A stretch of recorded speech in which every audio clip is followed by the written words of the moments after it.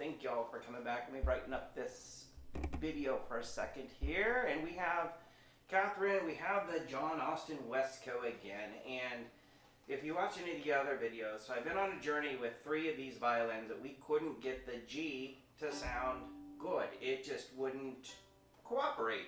Long story short, so these 3 that I have a problem with also had thinner top plates, which comes with a lot of the better, made instruments.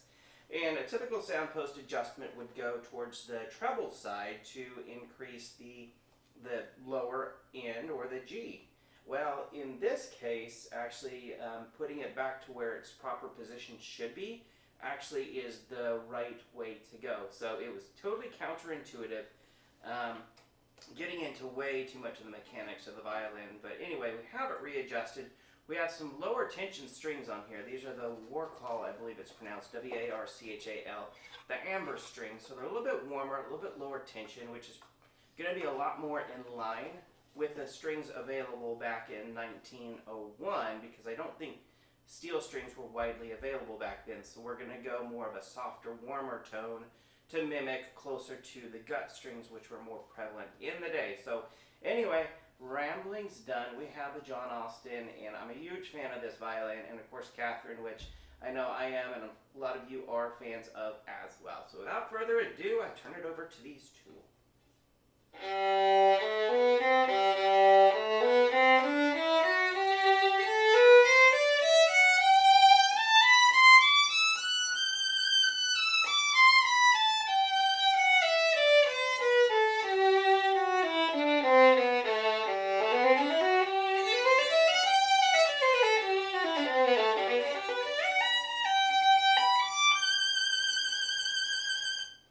So when I first played this, it was super bright, like hurt my ears kind of bright. And then with a few gracious taps of the sound post, we were able to kind of settle the sound into not being deafening, but it really transformed it into this lovely kind of just honey-like amber sound. This instrument is very, what I would consider it, a crisp warm, because it's not like warm to the point where it's fuzzy and you can't really distinguish the notes, but it's also not like, the shining sun and piercing and super bright.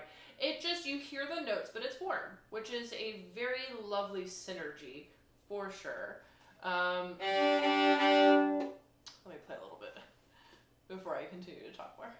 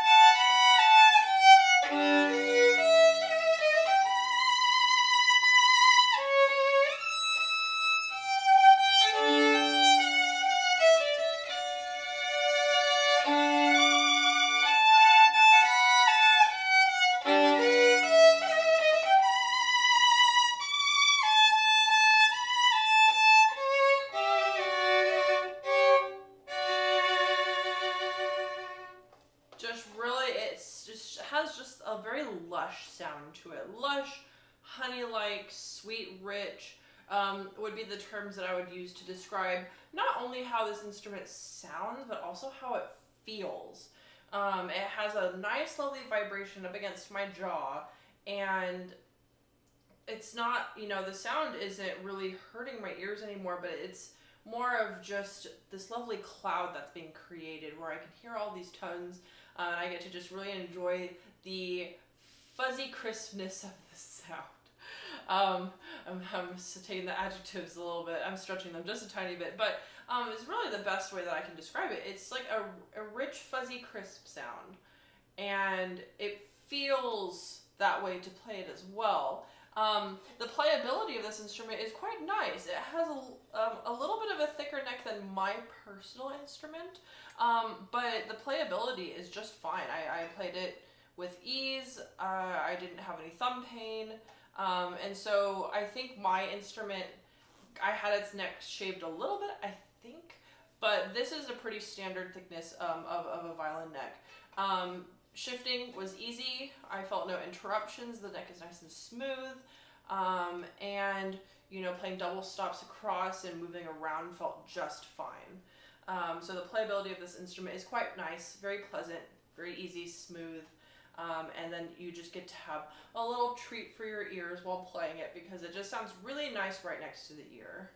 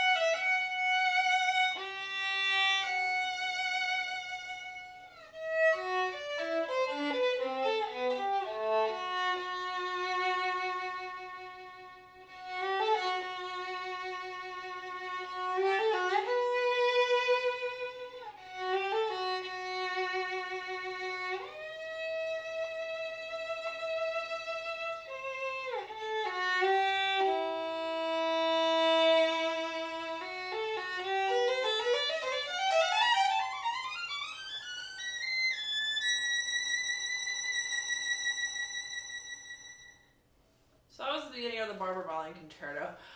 Again, I really haven't practiced it in a while, so forgive me.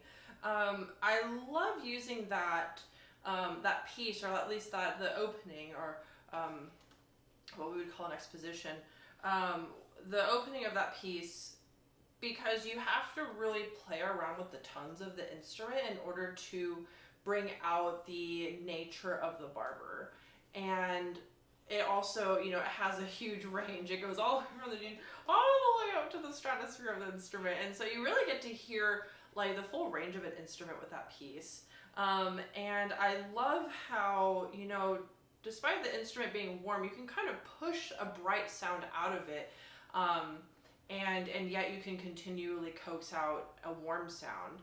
And it just really transitions between the colors, you know, not just warm and bright, but, you know, the other colors that I was testing out with the instrument. You could just kind of seamlessly go between all of those different colors, which is, you know, really nice to play or to do as a violinist, because, you know, you want to be able to move between the colors and you want to, you know, sound paint with ease.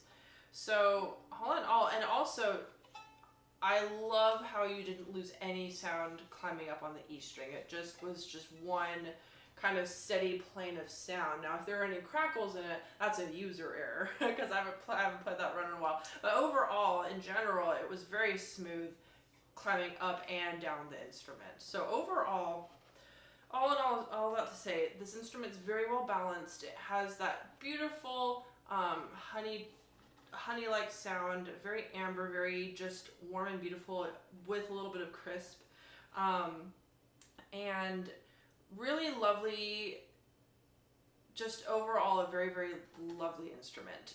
Great for orchestral playing if you want to do solo pieces, also fantastic for that. Also great for chamber. It's really good for everything, even fiddle tunes. I think I played a little fiddle tune before the start of the demo, and it like totally worked. It sounds Really nice with some fiddle tunes.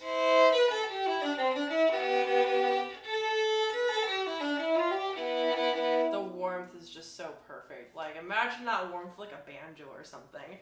It would be a really, really nice combo. So if you want to hear what I've been hearing and experience it a lot more in person, you should definitely come out to Reviva Violins and test out this instrument for yourself.